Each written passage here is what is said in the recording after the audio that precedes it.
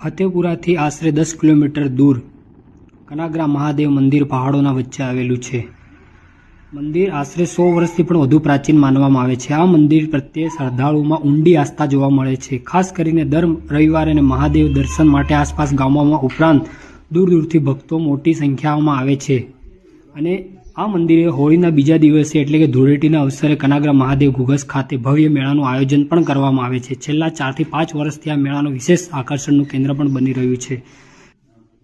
આજ રોજ કનાગરા મહાદેવ મંદિર ઘુઘસ ખાતે આવેલું છે. ત્યાં અમે પાણીની વ્યવસ્થાને ભાગરૂપે ગ્રામ પંચાયતના સરપંચો, ઘુઘસ, નળવા, બિલવાડ, ખૂટા અને બિછોર ગ્રામ પંચાયત, છરોળી ગ્રામ પંચાયતના સરપંચો અને આગેવાનો મળી અમે 2017થી મેળાનો જે શરૂઆત કરી હતી ત્યારથી આજે મેળો એક દર વર્ષે જેમ સારી રીતે ઉજવાય તે માટે અમે પાણીની વ્યવસ્થા રૂપે મળ્યા. ફતેપુરા તાલુકાના ઘુઘસ ગામે કનાગરા મહાદેવનું મંદિર આવેલ છે. ત્યાં રવિવારના રોજ બહારના શ્રદ્ધાળુઓને દર્શન કરવા આવે છે. લોકોની માનતાઓ સફળતા થાય છે.